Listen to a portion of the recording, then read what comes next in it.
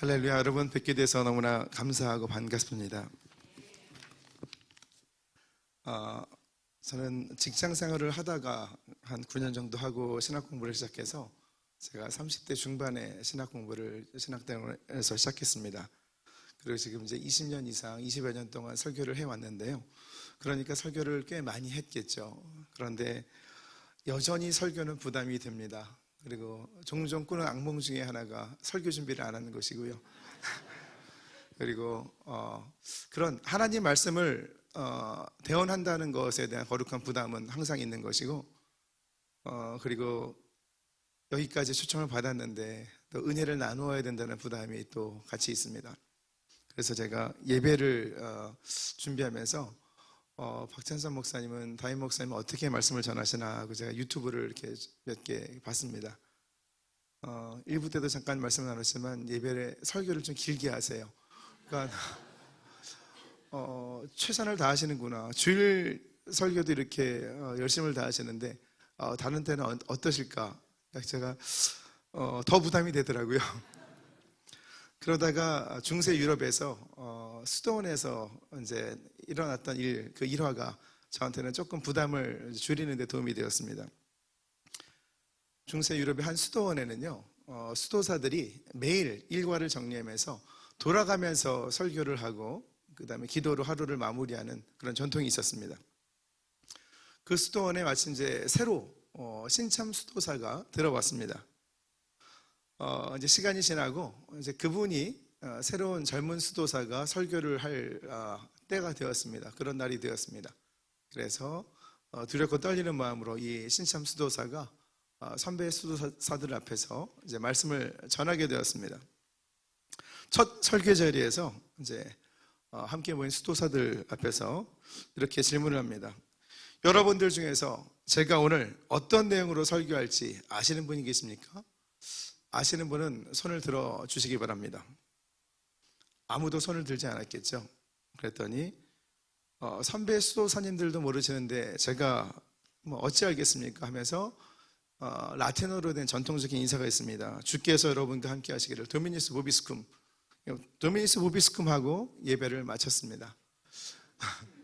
선배 수도사들이 이제 깜짝 놀랐겠죠. 그래서 이런 경우가 어디 있냐면서 이제 한바탕 소동이 벌어집니다. 그래서 또 그런 일이 없겠지만 만약 그런 일이 있으면 이 젊은 수도사의 버릇을 좀 고쳐줘야겠다. 벼르기 시작합니다. 그러다가 또 수많은 또 시간이 또 지나갔겠죠. 그래서 이 젊은 수도사가 다시 한번 설교의 자리에 또 그 자리에 서게 되었습니다. 단위에 올라온 이 젊은 수도사는요, 선배 수도사님들 앞에서 다시 한번 이렇게 질문합니다. 설마 했는데 똑같은 질문입니다. 여러분들 중에서 제가 오늘 어떤 내용으로 설교할지 아시는 분이 계십니까? 아시는 분은 손을 들어봐 주시기 바랍니다.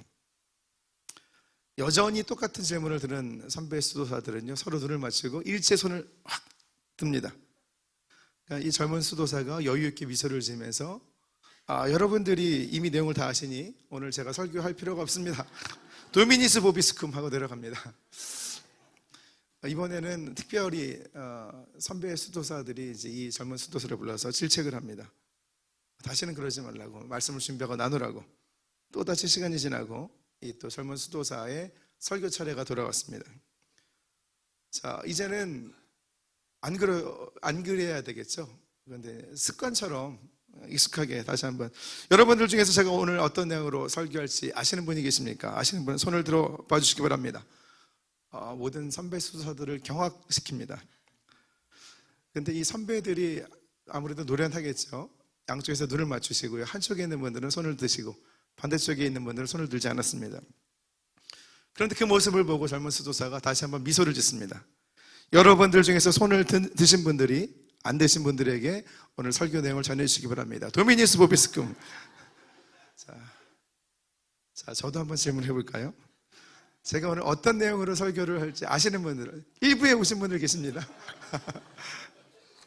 자, 히브리서는요, 초대교회 당시에 예수를 믿는다고, 이때가 한창 예수님이 부활 승천하시고 이제 로마로부터 박해를 받을 때입니다. 네로의 박해가 주후 64년, 65년인데요. 아마 그 바로 전에 기록되지 않았나 이렇게 학자들은 추정하고 있습니다. 로마의 박해를 받는 초대교회 그리스도인들이 굉장히 고달프고 힘들었겠죠. 동료 유대인들로부터도 너희들은 왜 유대의 전통을 예배를 제대로 드리지 않느냐 하는 질책을 받습니다. 그러면서 너무나 지쳐서 이제는 유대교의 전통으로 다시 돌아가되지 않는가? 우리 익숙한 예배를 예수님 십자가에 달려오셔서 몸 찢고 피 흘리셨기 때문에 더 이상 희생제사가 필요가 없죠. 제물을 드릴 필요가 없는데 그런 제물을 드리는 예배를 드려야 되지 않을까 하는 움직임들이 초대교회에 있었습니다. 그래서 히브리서가 기록된 것입니다. 종교적인 행위, 제사, 제물을 강조하는 어떤 구약의 율법과 달리 십자가 위에서 물과 피를 흘리시고 복음의 은혜를 베푸신 그리스도가 어떤 분이신지를 설명하기 위해서 기록된 책이 바로 이 히브리서입니다. 히브리서는 13개장으로 구성되어 있습니다. 1장 1절부터 10장 18절까지는 구약의 율법과 대비되는 대제사장이신 예수 그리스도에 대한 설명을 담고 있습니다. 그리고 10장 19절부터 13장 마지막까지는요, 그 예수 그리스도를 믿는 믿음이 어떤 것인가를 설명합니다. 특별히 우리가 오늘 읽은 11장 1절부터 7절 본문은, 특히 1절 본문은 예수 그리스도를 믿는 믿음이 어떤 것인가에 대해서 소개하고 있습니다. 1절은 믿음은 바라는 것들의 실상이요 보이지 않는 것들의 증거라고 믿음의 정의를 내리는데, 이것은 당시 유대 백성들, 구약 백성들의 관점에서 제시를 한 것입니다. 그러니까 유대 전통에 익숙한 이 유대인들에게 하나님께서 미래에 이룰 것이라고 이스라엘 백성들이요 또한 확장하면 하나님 나라에 하나님의 백성들에게 약속하신 것을 지금 가지고 있다, 주어졌다라는 것을 강조합니다. 믿음의 사람들은 우리가 이 땅을 살아가면서 우리도 똑같이 어려움을 종종 겪죠. 이 땅이 하나님의 나라가 아직 아니기 때문에 그렇습니다. 그럼에도 불구하고 이 땅을 살아가면서 우리는 또 종종 위로를 받고 서로 힘을 얻습니다. 이 땅이 또 영원한 지옥도 아니기 때문에 그렇습니다. 그런데 우리는 어려운 상황을 만날 때 어둠의 권세가 무너지고 평화의 정의와 구원에 대한 하나님께서 주관하신다, 모든 것은 다 하나님의 손에 달려있다라는 믿음의 백성들은 확신을 가지고 있습니다. 환난은 인내를 연단은 소망을 이룰 때 그런 믿음의 경험이 쌓이면 우리가 웬만한 일에는 흔들리지 않죠. 그럼에도 불구하고 우리는 오늘 승리한 줄 알았는데 내일 또 새로운 어려움을 맞이하면 또 넘어지는 것이 우리의 성정입니다. 실상으로 표현된 헬라어는 휘포스타시스라는 것입니다. 그것은 어디 아래에 서는 것, 헬라어 원어가 중요한 건 아니고요, 그 의미가 중요합니다. 어떤 것의 기초라는 의미를 가집니다. 이 헬라어 단어는 히브리서 1장 3절에서 하나님의 본체를 지칭할 때 사용된 단어입니다. 그러니까 믿음의 기초는 하나님 약속의 본체라는 뜻이죠.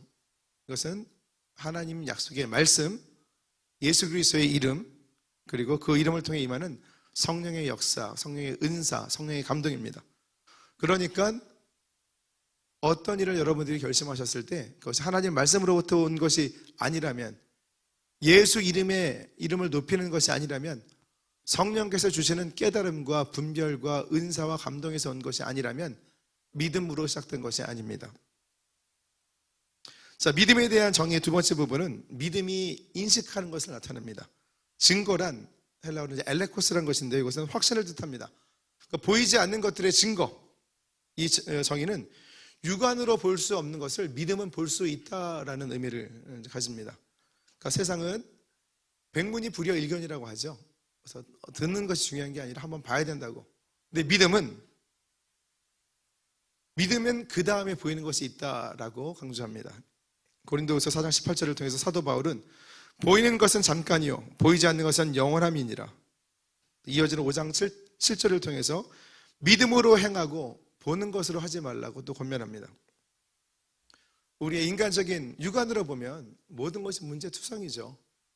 교회도 마찬가지입니다. 아직 우리 수목원 안디옥 교회는 아름답게 헌당을 2024년 말에 했지만 사실 눈으로 보이는 것이 다가 아니죠. 여전히 우리는 공사 중입니다. 자아의 모난 부분들이 튀어나와 있고요, 이것이 서로 부딪히면서 갈리기도 하고 서로 상처를 주고받기도 합니다. 육안으로 볼 때 또 모든 것이 또 문제투성이고요. 영적인 눈으로 볼 때도 조절해야 되는 부분이 있죠. 그런데 온전한 믿음의 눈으로 보면 그런 고통 속에서, 문제 속에서 또 다른 가능성이 보이고 또 다른 실체가 보입니다. 하나님의 약속이 보이는 것이죠. 그러면 온전한 믿음이란 이 땅의 현실 가운데서 육안으로 볼 수 없는 것을 마음의 눈으로 보는 능력을 뜻합니다. 세상 사람들은 보이는 것을 믿고 신뢰하죠. 반대로 성경은 믿으면 볼 것이라고 말합니다. 우선 믿음은 하나님의 뜻을 바라보게 합니다. 요한복음 11장에서 예수님은 마리아와 마르다의 오라버니죠. 나사로가 병들었다는 소식을 듣습니다. 그런데 이틀 동안 더 그 자리에 머무르십니다. 그리고 이틀이 지나오니까 이미 나사로는 무덤의 장사를 지냈죠. 이틀 후에 나사로의 무덤 앞에서 예수님 말씀하십니다. 내가 믿으면 하나님의 영광을 보리라. 그리고 나사로를 불러내시죠. 나사로가 살아납니다. 그 일을 통해서 하나님의 영광을 드러내시려는 뜻이 있었기 때문에 그렇습니다. 베데스다 연못은 어떻습니까? 38년 된 병자를 치유하시죠. 거기서 하나님의 뜻을 따라 하나님께 영광을 돌리기 위해서 이 치유의 기적을 행하셨다고 말씀하십니다. 그런데 이 38년 된 병자를 제외한 다른 모든 병자들은 병을 앓는 모습 그대로 남아 있었습니다. 그러니까 우리가 어떤 신유의 기적, 또 믿음을 통해서 하나님께서 부어주시는 은혜의 기적이 일상적인 것은 아닙니다. 그런 일이 물론 나타납니다. 믿음의 백성들에게. 그런데 그것은 하나님의 뜻을 따라, 하나님의 말씀을 따라 예수 그리스도의 이름을 높이는 성령의 인도하심을 따라 나타날 때 그 믿음의 기적이, 믿음의 능력이 나타나는 것입니다. 그러니까 제가 혹시 오늘 순복음교는 그런 신유 기도를 많이 하죠.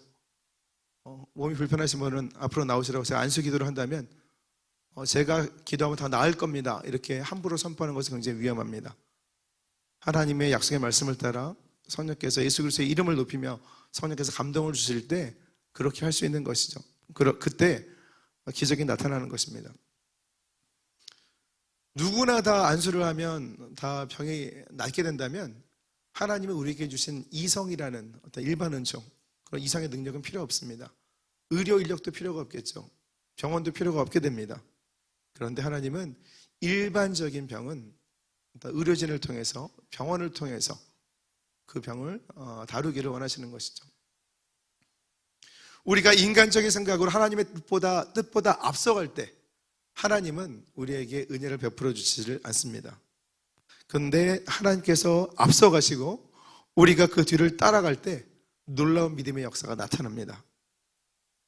이단들은 정반대의 일을 행하죠. 이단들은 큰 체육관에서 이렇게 큰 신유 기적을 행합니다. 그리고 하나님께 영광 돌린다고 입으로는 이렇게 표현을 합니다. 굉장히 교묘하죠. 예수 그리스도의 이름으로 귀신을 쫓는 것처럼 보입니다. 그런데 수많은 사람들 앞에서 이것 보라고 하면서 교주가 영광을 다 가로칩니다. 결국은 열매로 그 나무를 알죠. 교주 자신이 모든 영광을 다 가로채죠. 그러면서 나중에 이단들이라든지 아니면 잘못된 교회 같은 경우는 그 뿌리가 무엇인지 다 나타나게 되는 것입니다. 하나님의 말씀을 통해서 하나님의 뜻이 온전히 임할 때 기적도 나타나고 믿음의 능력이 나타나게 되는 것입니다. 2절에서는 선진들이 이로써 증거를 얻었다고 말합니다.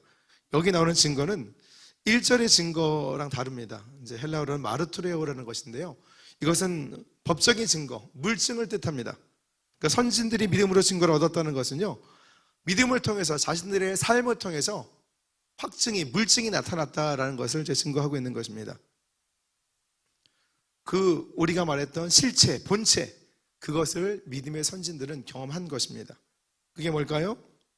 예수 그리스도의 대제사장 되신 예수 그리스도의 십자가 사역을 통해서 하나님의 뜻이 이루어진 구속의 완성, 모든 인류에게 주신 하나님의 복음의 은혜, 그것이 나중에 영원한 하나님의 나라에서 이루어지죠. 그것을 믿음의 선진들은 미리 바라봤다라는 것입니다. 그리고 이 땅에서도 우리가 누려야 되는 믿음의 은혜들이 있죠. 그런데 종종 우리는 온전한 믿음과 인간적인 기대와 소망 사이에서 우리가 오해를 하기 때문에 우리가 실망하고 낙심하는 경우가 있습니다. 수많은 그리스도인들이 믿는 대로 받을 것이라고 생각하고 기도하다가 응답이 없어서 낙심합니다. 그런 실망과 좌절의 원인은 온전한 믿음이 아니라 인간적인 기대, 인간적인 소망 가운데서 기도했기 때문에 그렇습니다. 온전한 믿음과 인간적인 소망은 한 세 가지의 면에서 다릅니다. 우선 온전한 믿음은 마음속에 품는 것입니다. 그런데 인간적인 소망은 인간의 생각 속에만 머물러 있습니다.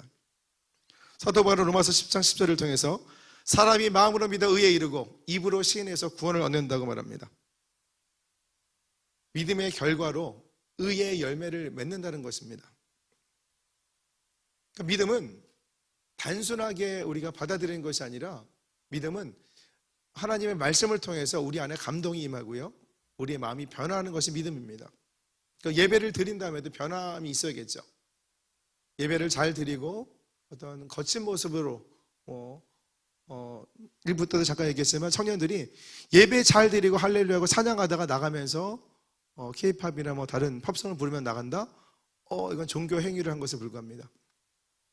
장년들도 마찬가지죠. 예배를 잘 드리셨는데 나가시면서 거친 말을 쏟아내거나 운전을 막 험하게 하시거나 어떤 신호 위반을 막 한다거나 그것은 하나님의 인자를 경험하지 않은 것입니다. 종교 행위를 한 것에 불과합니다.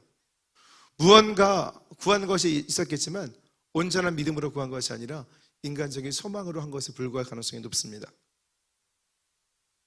그리고 믿음은 들음에서 나며 아까 나눴죠. 그리스도의 말씀으로 말미암았느니라. 로마서 10장 17절 말씀 10장 10절에 이어지죠. 그러니까 믿음은, 온전한 믿음은 하나님의 말씀을 통해서 하나님의 뜻을 담는 데서 시작합니다. 말씀 가운데 믿음이 임하는 것이죠. 그러니까 우리가 기도할 때도 인간적인 소망으로 기도할 때는 인간적인 뜻을 따라, 생각을 따라 기도하지만 그런 기도는 향방 없는 기도, 허공을 치는 기도가 됩니다. 근데 온전히 응답받는 열매 맺는 기도는 하나님의 약속의 말씀을 따라하는 기도입니다. 우리 뜻대로 하는 기도는 땅에 떨어지죠. 그런데 의인의 간구는 역사하는 힘이 큽니다. 하나님의 약속의 말씀을 따라 기도하면 하나님이 약속하신 것이죠. 하나님이 꼼짝없이 들어주시죠. 이처럼 온전한 믿음은 하나님의 약속의 말씀을 따라 또 성령의 감동이 임하실 때, 기도하실 때 또 하나님의 때도 있죠. 물론 이제 베드로 사도는 하나님께는 하루가 천년 같고 천년이 하루 같다고. 그래서 기도하면서 하나님 응답하여 주옵소서. 그러면 어떻게 농담처럼 얘기하면 하루만 기다려라 하면 천년 기다려야 되는 거죠. 근데 그럴 일은 없을 겁니다. 하나님은 우리가 믿음으로 기도하면 바로 응답하십니다. 뒤에 또 나눌 겁니다. 근데 인간적인 소망은 자신의 뜻을 따르기 때문에 응답을 얻지 못합니다. 마가복음 9장의 23절 믿는 자에게는 능치 못할 일이 없느니라. 그리고 의인의 간구는 역사하는 힘이 큽니다. 이런 약속의 말씀은 우리의 마음이 하나님의 뜻을 앞세우는 믿음으로 채워졌을 때 임하는 것입니다. 이루어지는 것입니다. 단순히 인간적인 바람으로 기도하는 것은 우리를 지치게 하고 낙심하게 하죠. 그렇게 보면 우리가 바라는 소망, 믿음과 소망과 사랑은 같이 가죠. 그런데 소망에도 온전한 소망이 있고 또 잘못된 소망이 있다고 우리는 볼 수 있습니다. 온전한 믿음으로 기도하면 믿음이 소망으로 연결이 되죠. 그런데 인간적인 뜻으로, 인간적인 생각으로 기도하면 그 소망은 온전한 것이 되지 못합니다. 마지막으로 온전한 믿음과 인간적인 소망의 차이는, 이거는 이제 시간의 개념으로 보면요, 온전한 믿음은 하나님의 뜻을 따라서 시간을 초월합니다. 지금 기도하고 받은 줄을 믿으라. 지금 마음에 평안이 옵니다. 그리고 하나님의 선하심에 대한 확신이 생기는 것이죠. 현재를 누리게 합니다. 근데 인간적인 소망은 시간의 한계에 갇혀 있습니다. 이루어지지 않은 마음이 조급합니다. 그러니까 믿음은 실상이요 실체로서 지금 미래의 것을, 신실하신 하나님을 우리가 알기 때문에, 믿기 때문에 지금 기도하고 평안을 얻습니다. 물론 이런 일은 있죠. 어떤 문제를 가지고 기도하실 때 기도하시면 평안이 임합니다. 근데 하루가 지나면 이틀이 지나면, 처음에 한 일주일 가던 평안이 이제는 짧아지기 시작합니다. 3일, 하루. 그래서 그날 은혜는 그날 족하고요, 날마다 하나님께 구해야 되는 것입니다. 가끔 이제 안수 기도를 요청받을 때가 있습니다. 뭐 병이 있는 분들, 아니면 문제가 있는 분들. 제가 예전에 기도원 사역도 했었는데요. 기도원은 또 설교도 길게 합니다. 오래 할 때 90분 설교를 하고 60분 또 기도에 인도하고 그렇게 하거든요. 여기도 순복음교회도 제가 3월 때를 가면 거기도 기도학교에는 5시간까지 한 달에 한 번은 기도를 합니다. 현대 현대교회 교인들이 기도를 잘 못해요. 근데 우리 아까 보니까 순복음 안디옥교회 교인들은 기도를 참 잘하시더라고요. 그래서 참 뜨거운 교회, 가능성이 많은 교회라고 제가 생각이 되고 저도 도전을 받습니다. 근데 안수기도 요청하시는 분이 이럴 때가 있어요. 목사님 기도 한번 해줘 보세요. 그러면 저도 힘이 빠집니다. 믿음대로 될지어다 하고 선포하고 싶은데요. 믿음이 없으세요. 그래서 그러면 저도 힘이 빠져요. 그래서 그게 하실 수 있다면 좀 해줬으면 좋겠다고. 지푸라기라도 잡는 심정이겠죠. 근데 믿음은 시간을 초월해서 온전한 믿음은 지금 역사합니다. 하나님이 믿음의 응답을 미루시지 않기 때문에 그렇습니다. 그래서 사도 바울은 고린도후서 6장 2절을 통해서 보라 지금은 은혜 받을 만한 때요 보라 지금은 구원의 날이로다. 예수님도 마태복음 11장 24절을 통해서 무엇이든지 기도하고 구하는 것은 받은 줄로 믿으라. 그러니까 우리가 관건은 믿음으로 온전히 구했는가, 하나님의 약속의 말씀을 따라 구했는가, 이것이 관건입니다. 자, 이제 11장 3절부터 7절까지 믿음의 선진들이, 수많은 선진들이 나옵니다. 그중에 우리가 시간 관계상 아벨과 에녹과 노아만을 좀 우리가 좀 다룰 겁니다. 3절을 보시면 믿음의 역사를 기술하는 창조 사건을 처음으로 이제 이렇게 시작을 합니다. 그 이유는 창조 사건이 그리스도의 구속 사건을 필요로 하는 그런 배경이기 때문에 그렇습니다. 에덴 동산에서 아담은 하나님과 교제하는 데 있어서 아무런 거리낌이 없었습니다. 어떤 재물이 필요가 없죠. 하나님께 예배할 필요가 없습니다. 그냥 하나님과 함께 교제하면 됩니다. 그런데 죄를 짓고 난 다음에는 죄인인 인간이 하나님 앞에 의로우신 하나님 앞에 나아갈 수가 없습니다. 그래서 제사가, 예배가 필요합니다. 하나님과 교통하기 위한 방법으로서 제사가 필요했던 것이죠. 어떤 사람들은 하나님이 왜 아벨의 제사를 연락하시고 가인의 제사를 받지 않으셨을까요? 라는 질문에 대해서 아벨의 제사는 피해 제사이기 때문이라고 말씀을 하는 분들이 계십니다. 그런데 희생 제사는요, 모세에게 율법이 주어진 이후에 제정된 것입니다. 레위기를 보시면 다 태워드리는 번제, 올라라는 것이 있습니다. 번제, 소제, 화목제, 속죄제, 속건제, 5가지 제사가 나옵니다. 속죄제와 속건제는 죄를 속하는 제사와 똑같은데, 속건제는 거기다 배상이 들어가니까 이거를 이제 속건제는 배상제라고도 할 수 있습니다. 둘 다 죄를 속하는 제사입니다. 거기에도 곡식으로 드리는 소제가 있습니다. 피가 꼭 필요한 것이 아니라는 뜻이죠. 이런 비슷한 오해 중에서 여의도 순복음교회도 그렇고 우리 교단 교회들 가보면요, 장로님들, 권사님들 재직 수련회 같은 데 가서 제가 세미나를 인도할 때 보면 이런 질문에 대해서 조금 잘못 대답하시는 분들도 계세요. 저도 똑같은 질문을 한번 해보겠습니다. 오늘 질문을 많이 하는데요. 자, 사탄은 타락한 천사의 수장이죠. 같이 타락한 천사들이 귀신들입니다. 디몬스. 사탄이 인간의 마음을 읽을 수 있을까요, 없을까요? 성경은 뭐라고 말합니까? 읽을 수 없습니다. 하나님이 천지만물을 창조하시고 인간의 생사화복을 주관하시는 전지전능하신 분이죠. 전지는 모든 것을 아신다라는 것입니다. 전지전능하신 분, 전지하신 분은 하나님 한 분 외에는 없습니다. 그리고 잠언서 21장 2절을 봐도 마음을 감찰하시는 이는 야훼 하나님 한 분뿐이라고 말합니다. 그리고 외모를 보는 사람과 달리 사무엘상 16장 7절, 하나님은 우리 인간의 중심을 보십니다. 중심을 보실 수 있는 유일한 분은 하나님 한 분입니다.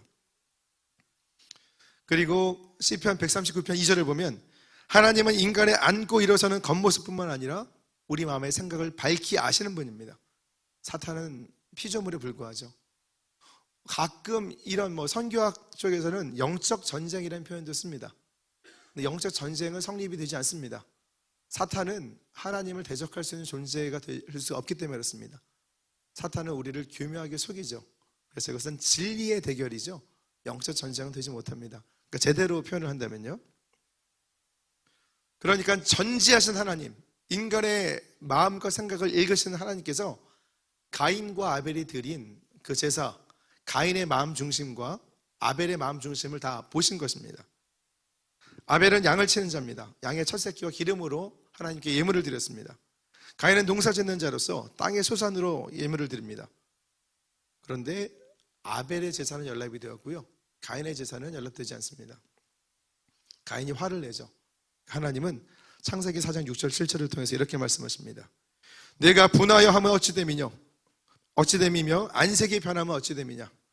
내가 선을 행하면 어찌 낯을 들지 못하겠느냐. 그러면서 죄가 내 문 앞에 있다고 하면서 죄를 다스리라고 말씀하십니다.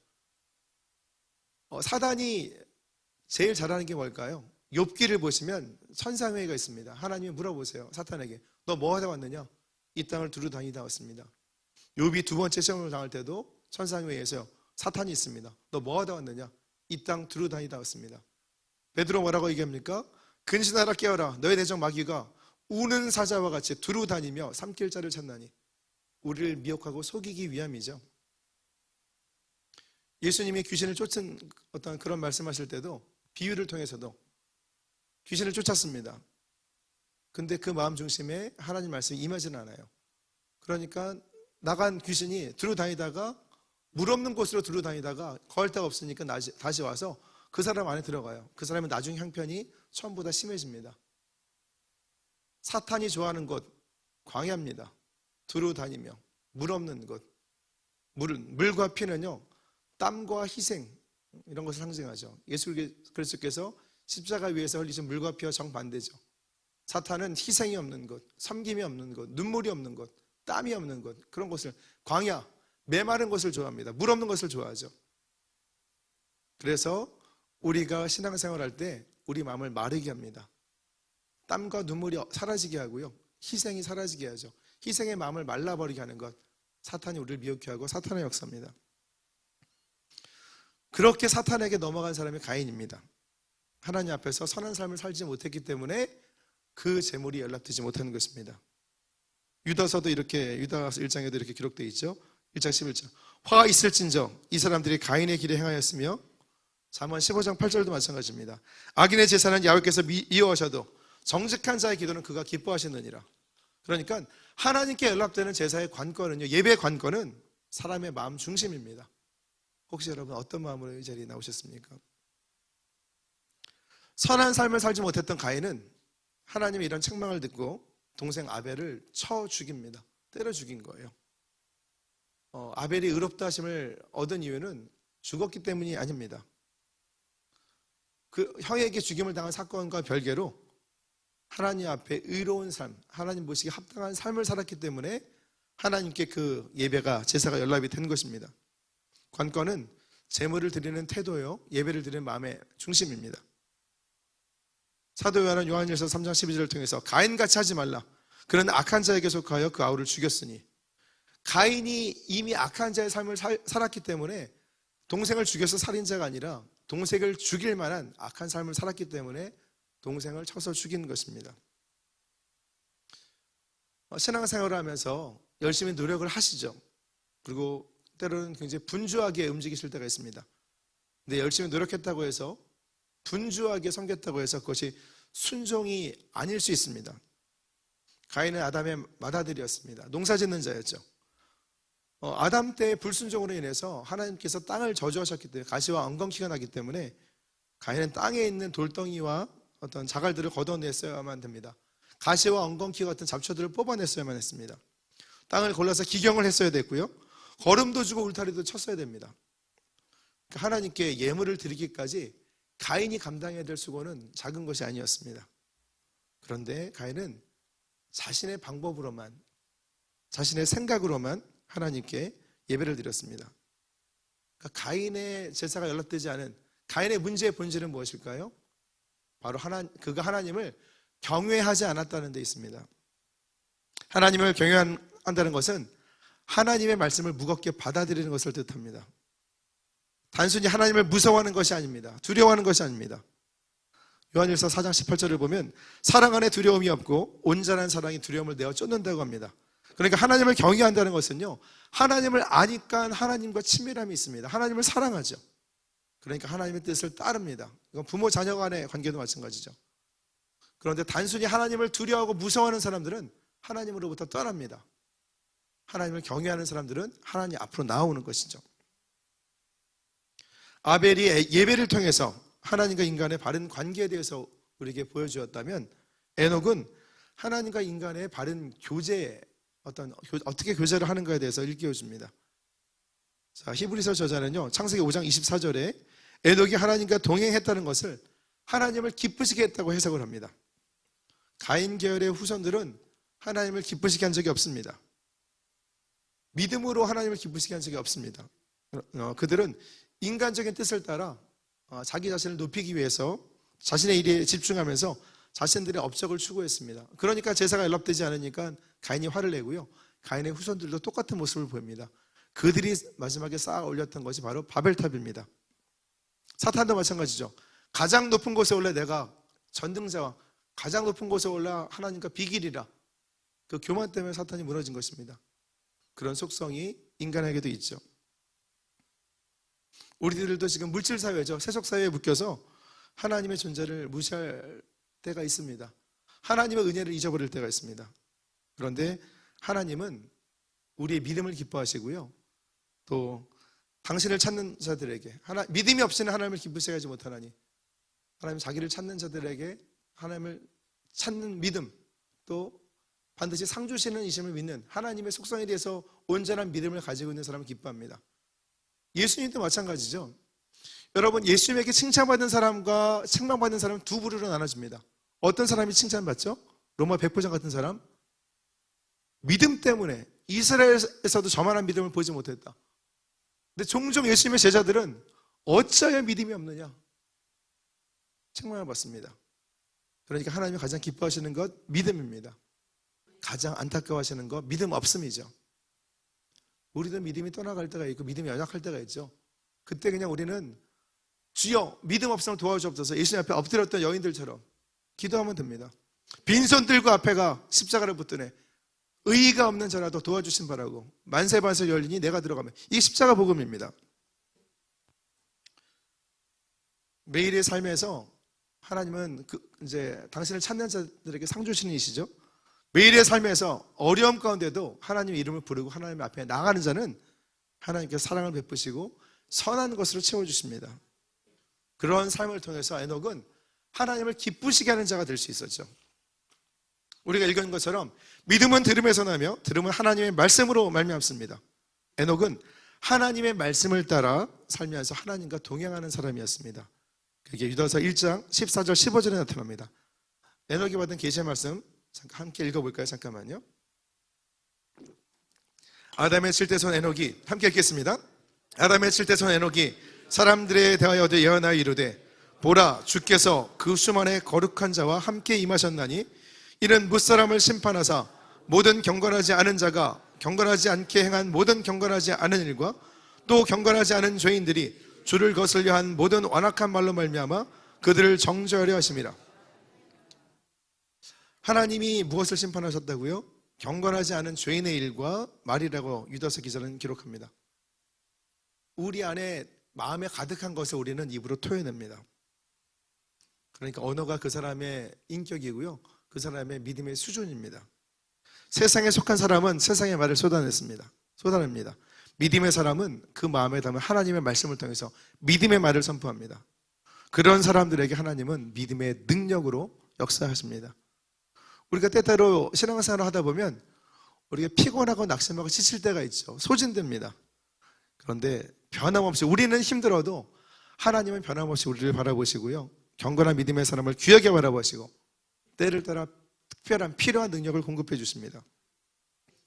작년에 이제 연말에 교수님들 중에 한 분이 신실하게 섬기시는 분이 계시는데, 그분이 이런 말씀하시더라고요.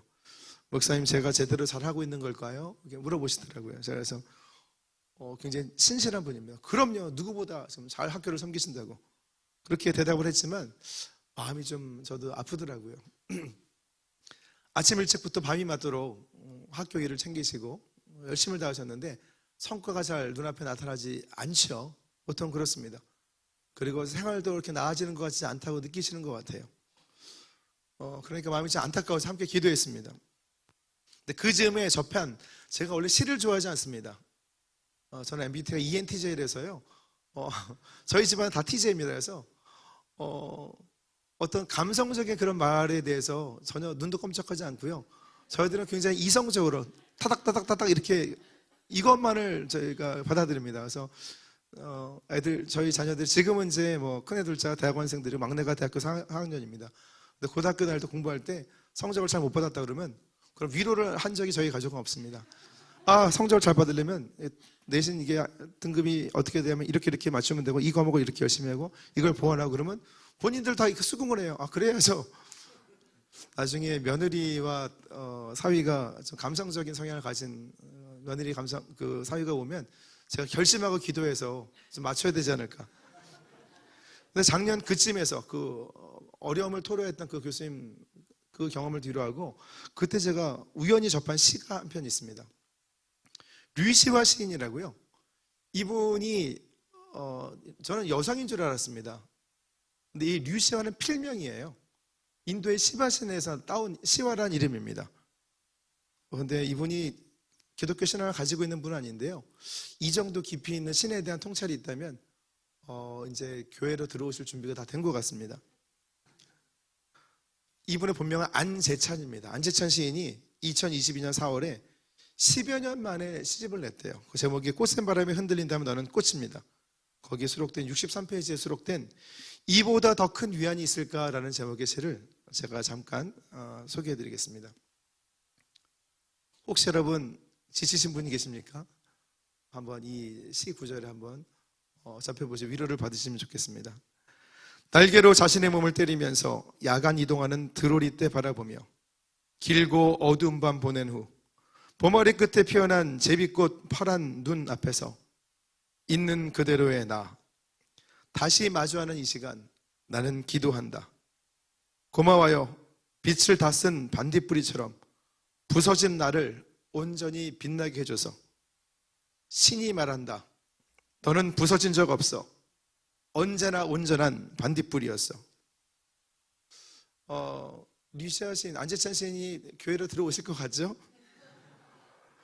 우리가 믿음의 시각으로 볼 때 믿음의 대상인 하나님께서 우리가 교회를 섬기면서 가정을 꾸려가면서 빛을 다 써버린 것처럼 소진되어서 지친 상태에서 그때 하나님 앞에 나왔을 때 하나님께서 너는 부서진 적이 없어. 이 땅에서 빛과 소금의 역할을 감당한 너는 언제나 온전한 반딧불이었어. 얼마나 큰 위안이 됩니까? 이 시의 제목이 이보다 더 큰 위안이 있을까 합니다. 정말 하나님은 그렇죠. 그런 분이죠. 우리를 날마다 언제나 변함없는 존귀한 존재를 인정해 주실 뿐만 아니라 그런 존귀한 존재로서 사명을 감당할 수 있는 능력을 성령을 통해서 우리에게 부어주십니다. 에녹은 65세에 무드셀라라는 아들을 낳았습니다. 무드셀라라는 이름의 문자적인 뜻은요, 창을 던지는 사람입니다. 고대 부족들은요 종종 전쟁을 합니다. 그런데 선봉장이 있는데 선봉장에 가장 위협이 되는 사람이 마을 입구에서 창을 던지는 사람입니다. 그래서 장군을 창 던지는 사람이 창을 던져서 상대방의 대장을 쓰러뜨리면 그러면 이제 싸움은 끝나는 겁니다. 그래서 창을 던지는 사람만 없애면 이제 그러면 그 마을은 끝난 거예요. 다 전멸됩니다. 그래서 무드셀라라는 이름은 창을 던지는 사람인데 보통 이런 이름으로 이런 뜻으로 회자가 되었습니다. 그가 죽으면 끝이 온다. 그가 죽으면 심판이 온다.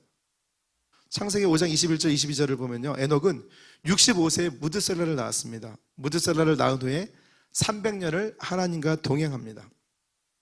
무드셀라를 낳기 전에는 하나님과 동행했다는 내용이 없습니다. 근데 무드셀라를 낳은 후에 하나님과 동행했다고 기록하고 있습니다. 다시 말하면 에녹은 그 아들의 이름을 통해서 들려온 하나님의 심판에 대해서 이 엄숙한 진리를 깨우친 다음에 즉시로 하나님과 동행하는 사람이 된 것입니다. 창세기 7장 11절 12절 노아가 600세 되던 해 둘째 달 곧 그달 11의 날이라 그날에 큰 기품의 샘들이 터지며 하늘의 창문들이 열려 40주야를 비가 땅에 쏟아졌더라. 창세기 5장 25절 보면 무드셀라가 187세에 라멕을 낳습니다. 또 이어지는 구절에서 28절 29절 라멕은 182세에 노아를 낳습니다. 합치면 369년입니다. 여기 노아가 600세 되었던 해에 홍수가 터졌죠. 합쳐서 969년. 무드셀라가 성경에서 가장 오래 산 사람인데요. 그가 969년을 살고 죽었을 때 그가 죽으면 끝이 온다. 이 땅에 홍수의 심판이 임했습니다. 에녹은 이렇게 하나님의 섭리를 깨닫고 믿음의 삶을 통해서 하나님과 동행해서 하나님께 기쁨의 대상이 되었습니다. 그 결과 죽음을 보지 않고 엘리야처럼 에녹은 하나님께로 이제 올라갔습니다. 그런 교훈을 받아서 우리도요, 하나님께 나가는 자는 반드시 그가 계신 것과 그가 자기를 찾는 자에게 상 주시는 이심을 우리가 믿어야 되는 거죠. 그 상은 믿음의 능력입니다. 마지막으로 노아는요, 아직 보이지 않는 일의 심판의 경고를 받았습니다. 그래서 방주를 만들었죠. 사람들은 거대한 방주를 마른 땅에 무슨 날벼락이죠. 만드는 노아를 보고 조롱을 했습니다. 노아는 하나님을 경외했기 때문에 방주를 준비해서 구원을 얻습니다. 그리고 그런 자신의 하나님을 경외하는 삶을 통해서 하나님을 경외하지 않는 세상을 정죄하고 믿음을 따르는 의의 상속자가 되었습니다. 지난 2007년에 개봉된 영화 중에 이런 노아 홍수 비슷한 에반 올마이리라는 영화가 있습니다. 여기 주인공이 에반입니다. 원래 방송인 출신인데요. 가족들과 조금 더 가까이 지내기 위해서 사춘기에 접어든 아이들과 또 아내 조앤과 조금 더 친밀한 관계를 맺기 위해서 방송 일을 그만두고 정치계 투신합니다. 하워드 의원 당선이 되고요. 조금 더 여유 있게 재량을 가지고 움직이고 싶었죠. 근데 하나님이 어느 날부터 방주를 짓게 하시고 재료들이 집으로 배달이 옵니다. 그리고 자고 일어나면 수염을 깎아서 수염이 막 노아처럼 나는 거예요.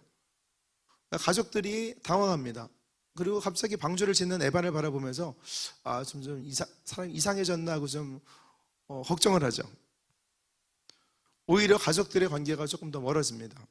어느 날 아내 조앤이 자녀들을 데리고 이제 식당 레스토랑에 가서 식사를 하는데 웨이터의 모습으로 하나님이 이제 웨이터의 모습으로 나타나서 질문을 던집니다. 아내 조앤에게 누군가 인내를 달라고 기도하면 하나님은 인내심이 막 생기게 해주실까요? 아니면 인내를 발휘할 기회를 주실까요? 용기를 달라고 기도하면 하나님은 용기를 막 갑자기 부어주실까요? 아니면 용기를 발휘할 수 있는 기회를 주실까요? 가족이 더 가까워지게 해달라고 사랑할 수 있게 해달라고 기도하면 갑자기 사랑의 마음이 막 샘솟을까요? 아니면 하나님께서는 사랑을 나눌 수 있는 기회를 주실까요? 그래서 그 하나님의 뜻을 깨닫는 아내 조앤은 묵묵히 돌아와서 남편의 손을 잡고 방주를 같이 만듭니다. 온 가족이 이제 힘을 합쳐서 방주를 만들고요. 자, 비가 왔을까요? 아니요. 댐이 무너졌습니다. 영화죠. 그래서 방주가 마을을 구원하게 됩니다. 실제 노아 홍수와는 다른 사건이죠. 영화 속에서 하나님께서 건네신 대화 속에는 믿음을 발휘하는 기회, 실제 노아가 방주를 만들었던 행함에 대해서 우리에게 도전합니다. 히브리서에 등장하는 믿음의 선진들의 공통점은 그들이 하나님과의 관계를 확신했다는 점에 있습니다. 창세기 6장 9절, 노아는 의인이요 당대의 완전한 자라고요. 성경에서 의인으로 묘사된 최초의 인물이 바로 노아입니다. 이어지는 하나님과 동행했다는 그런 구절을 통해서 에녹처럼 노아도 하나님과 동행했다는 사실을 알 수 있죠. 에녹과 노아는 하나님의 음성, 말씀을 들었고요. 하나님을 경외해서 하나님 말씀에 순종하는 삶을 살았습니다. 그런 그들의 모습을 하나님은 의롭게 여겨주시죠.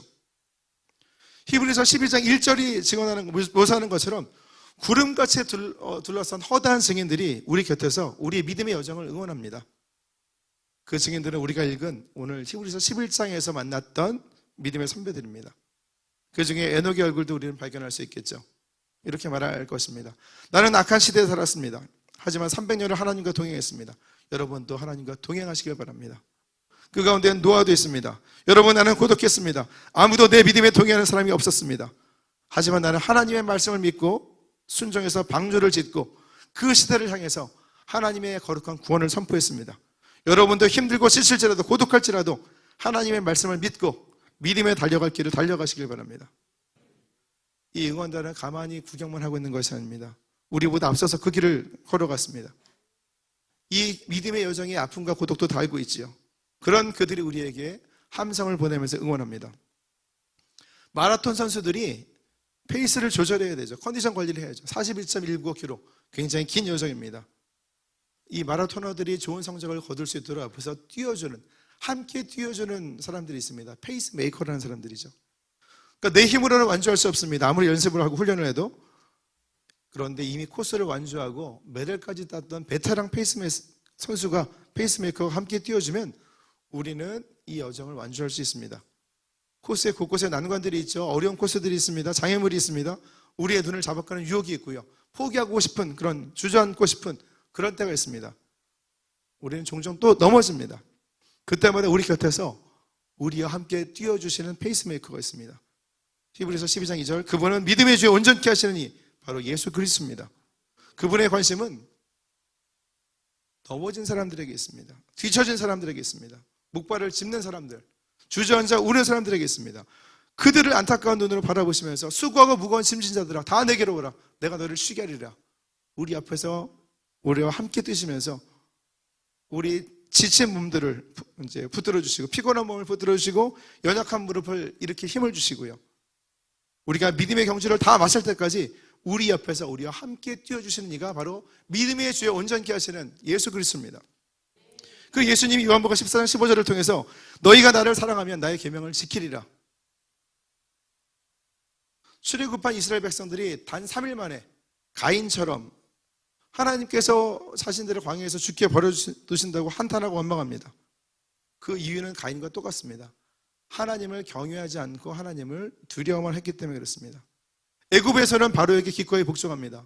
근데 하나님 말씀에는 순종하지 않습니다. 반대로 예수님은 사랑의 관계로 우리를 인도하십니다. 우리를 초청하십니다. 요한복음 3장 34절, 하나님이 보내신 이는 하나님의 말씀을 하나니 이는 하나님의 성령을 한량없이 주심이라. 믿음 안에서 우리의 삶은요, 성령의 권능을 나타내는 통로로 기능합니다. 온전한 믿음은 우리로 하여금 인간적인 소망과 기대를 뛰어넘는 하나님의 뜻을 이루게 합니다. 믿음이 하나님의 뜻과 말씀에 대한 순종으로 우리를 인도하면서 우리로 하여금 하나님의 뜻을 이루게 하고요, 필요한 능력을 공급하시는 것입니다. 우리 노아 홍수 시대 같은 혼탁한 세상이죠. 세상이 급변합니다. 지금 미디어가 발달하고요, 지금은 AI 시대가 도래를 했죠. 세상이 급변하기 때문에 우리가 맞추려면 굉장히 피곤합니다. 신앙생활하는 것이 만만치가 않습니다. 그래서 우리는 온전한 믿음과 세속을 반영한 인간적인 신념과 소망을 구분해야 됩니다. 이 두 가지는 공통점이 있습니다. 교묘하게 둘 다 온전한 믿음도 긍정적이지만 인간적인 소망과 기대도 긍정적입니다. 그래서 우리가 아까 살펴봤던 기준, 하나님의 말씀, 예수 그리스도의 이름, 성령의 은사와 감동, 거기서 나온 것인가 아닌가를 우리는 분별해야 됩니다. 그런 고백이 위해서 하나님은 능력으로 역사하시기 때문에 그렇습니다. 온전한 믿음은 바라는 것을 이루게 하고요, 보이지 않는 것들을 결국 증거로 얻게 합니다. 우리가 살피진 않았지만 8절부터 등장하는 아브라함은 하나님이 죽은 자를 살리시며 없는 것을 있는 것으로 부르시는 이시라는 사실을 믿었습니다. 그리고 그런 믿음의 복을 받아 누렸습니다. 온전한 믿음은 하나님의 사랑과 선하심을 확신하게 합니다. 하나님과 동행하는 삶을 통해서 하나님을 기쁘시게 하고요, 하나님으로부터 상급과 복락을 누리게 합니다. 그런 믿음의 사람은요, 때때로 넘어집니다. 그런데 아주 엎드러지지 않습니다. 왜냐하면 야훼 하나님께서 그의 손으로 우리를 친히 붙드시기 때문에 그렇습니다. 이렇게 믿음으로 순종하며 하나님의 뜻을 이루고요, 하나님의 능력으로 승리하는 순복음 안디옥교회 모든 가족들, 교우들 되시기를 주님의 이름으로 축복합니다. 지금은 교회의 머리가 되신 우리 주 예수 그리스도의 은혜와 아버지 하나님의 극진하신 사랑과 보혜사 성령님에 대해 주시고만 교통하심이 사랑하는 순복음 안디옥교회 주의 백성들의 머리 위에, 그들의 믿음의 소원 위에 지금으로부터 영원토록 함께 계실지어다. 아멘.